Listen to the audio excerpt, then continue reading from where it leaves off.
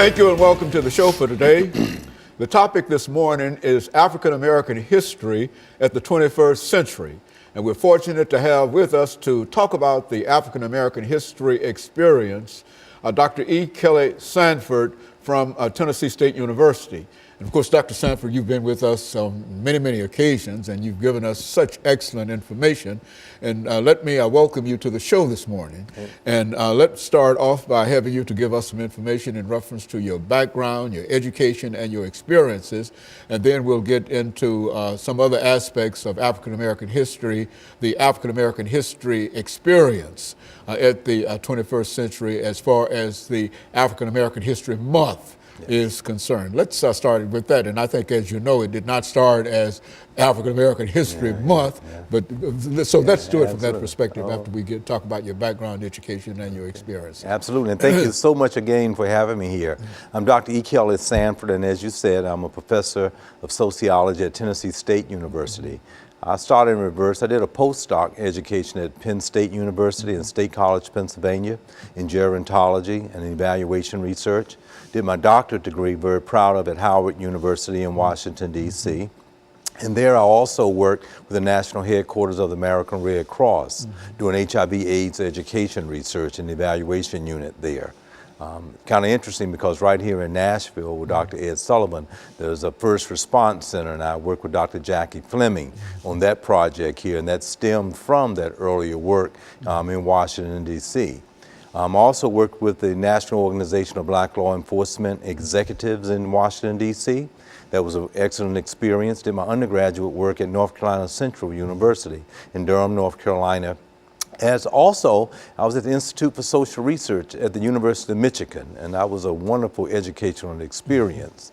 But as I look back on that time at Howard University, with Dr. Martin Luther King's birthday becoming a holiday, I was at all of the protests from the time Stevie Wonder started it to the time that it finally went into fruition with that President Reagan of all people to make it come to be a birthday for Dr. Martin Luther King Jr.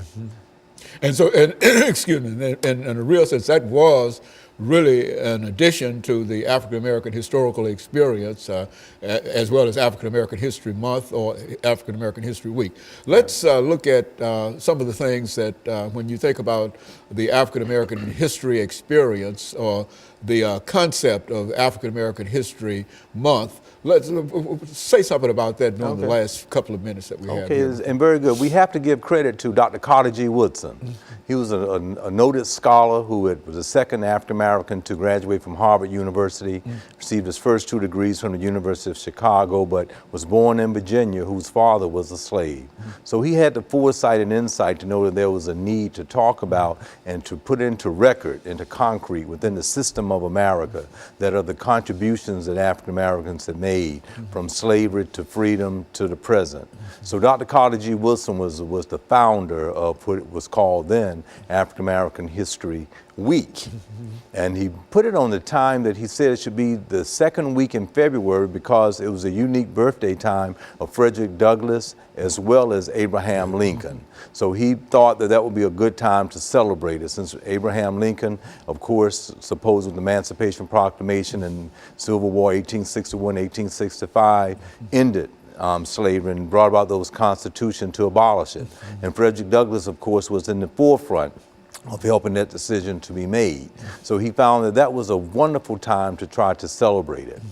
And as I recall coming up as a youth in school, it seemed like it was a day, although he had African American, what they called at that time Black History Month. It seemed like it was a one-day thing. And then it grew from one day to a week, and then from a week to African American History Month as we celebrate it today. Very good. You know, looking back over that experience, that is the establishment of, how did people react to that?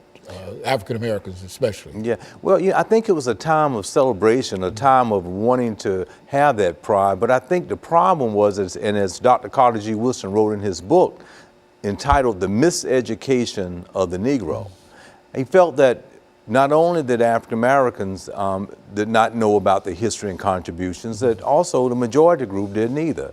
So he felt, I think, as a primary thesis of the book, The Miseducation of the Negro, that it would bring a certain sense of pride to that group to know about the history, to know the contributions that they made to the American culture, and that from that point on, when that African American History Week was founded, that it would grow and grow and grow, and that people would have a certain sense of pride. But I think ultimately he had wanted to become a part of the institution of education, from elementary school to junior high to high school, that people would learn about it, and then would be celebratory for all different ethnic groups throughout the United States. Very good. Let's stop here, and we're going to have our first commercial break, and we'll be back with our audience following this very, very short commercial break.